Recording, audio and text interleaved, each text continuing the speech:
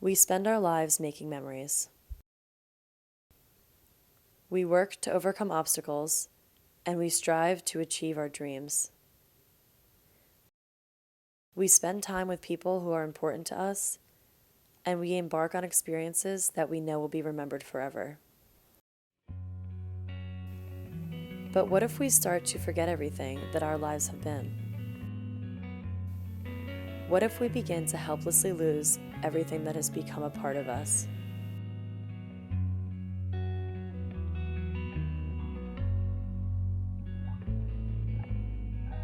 She was just a completely independent modern woman. I liked feeling that way, that I could do anything really that I wanted to because of her.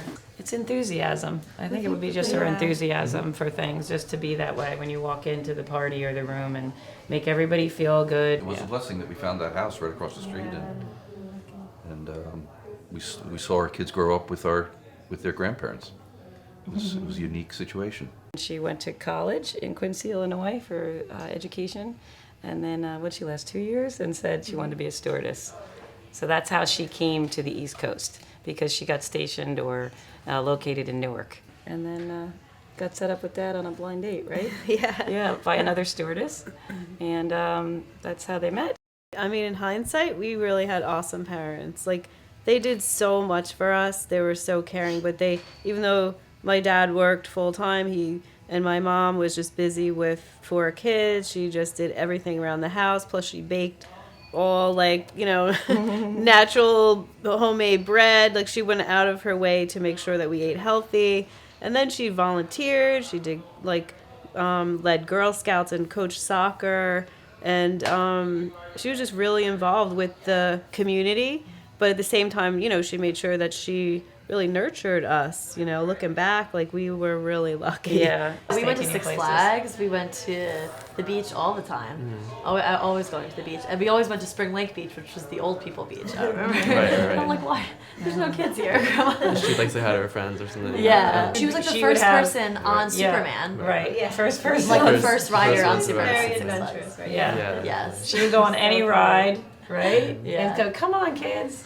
Right? Yeah. She was president of the PTA, president of the soccer club. Not only did she coach, but then she coached my team to the state championship, right? What happened was the boys had a soccer league in town, and she said, wait, why isn't there not one for the girls? And people was like, oh, well, there's cheerleading. And my mom said, oh, no, you do not cheer for the boys. The boys will cheer for you. She got involved in the American Littoral Society and tested the water in the area, taking water samples. She always wanted to have the environment clean. And then that they're transformed into Clean Ocean Action. The money went to them, and she always volunteered for that. And we got involved because of that and did the cleanups on the beach. And she kind of, created a legacy for us. And then now for my children, too. Something I volunteer with now, Clean Ocean Action, is something that, my grandma was doing in the 70s. That's just, no one can say that. It was just kind of shocking for us to see this woman that was so independent, did everything. She could have done everything on her own if need be, and then all of a sudden she can't drive, find her way home, make cookies. She forgot the recipe, and then it was just way too young because her mother had it, but she was 83 when we first started noticing. So for somebody who was in their late 60s to all of a sudden start showing these signs was really devastating, because you already know where it's going when your grandmother has it, and she lived with us, so Mom had to see that, and it was killing her. It had to, because she knew that this was coming. Alzheimer's disease begins silently, sometimes 1 or 2 decades before the patient and or a loved one is aware of this problem. So when one says, tell us about the early stages, there are stages that are called asymptomatic, preclinical, again meaning before you or others know their symptoms. Then you get into the stages that are more commonly witnessed by loved ones as well as the patient, and that's the onset of short-term memory loss.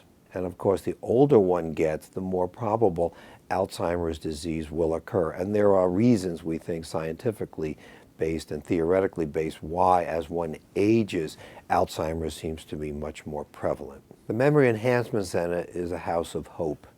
It is devoted to all those roughly ages 40 and over who come to us with a concern of memory loss. We provide at no cost to them or their insurance a comprehensive consultation. There has to be a whole new approach to understanding this disease. It is my hope that we can have a tool that can predict at early ages, in your 40s and 50s and 60s, when you're feeling well, that you are at high risk for this disease. And I have such a protocol that I'm writing now that can help us decide with an extremely high degree of accuracy who is likely to develop cognitive impairment over a period of just 4 years if we find you have this very toxic protein. And it's called poisonous tau. It actually looks just like this. If you can focus in on the tips of this, this is a poisonous protein which is found in 100% of Alzheimer brain. Then advance us to last year, September 21st, 2015, the study we talked about in mice and in human Alzheimer brain cells administered salicylic acid, salicylate. This poisonous protein turned into a happy tau, TAU protein, without the poisonous tips, and it restored nearly perfect cognitive function. It was my junior year of high school, and it was happened like that. And all of a sudden, Grim's here. It was like New Year's Eve, or New Year's Eve week or something. And it was so fast, and I was making this video for my grandmother about her first moving in here because we needed to do some kind of piece for school.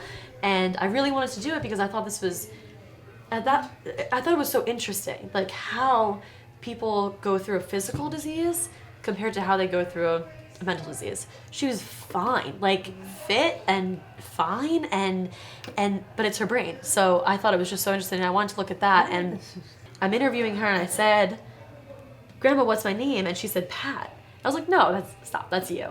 And like she had been doing little things like that, but to have it now on film, and like I was like, "Wow, this is real. This is really happening." Do you know my name? Pat? No, it's your name. That's your name. It's not my name. Who's this? No, Nicole. Yeah, Nicole, it's Yeah. yours. Yeah, okay. What are you so happy about today? Oh, just Just what? Just what? You here with your family? Just You look very pretty today, I have to say. Got your hair all done, got your makeup all done. Do you remember who I am, Grandma? Come here, look at me. I know you do. I know you do. Do you remember flying on the planes? Remember being a stewardess? Yes. You do? Yeah. Did you have fun? Oh God, I had it. I loved it so much. Who's that? Who are you looking at? Your daughters? Yeah? Yeah? Every time a patient comes in that I feel unfortunately confident that they have a heretofore irreversible neurodegenerative disease that will rob them of their independence, rob them of their self, and rob them of their dignity, a piece of me dies every day I see that patient. So it's just my own inspiration to stop this disease, let's call it a calling, that I have to stop this disease. I found myself picking up a pizza at Anthony's, and Jim and Pat had just come out after having dinner, and I pulled my car up, and we had called the pizza in. I was going to go pick up the pizza, and I started walking towards on the sidewalk, and Pat walked up to me and said, "My friend is here." I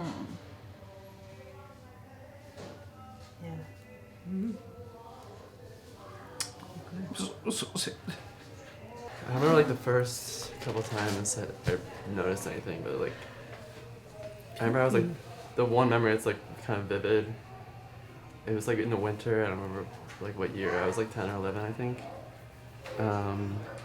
And Grandma. Okay.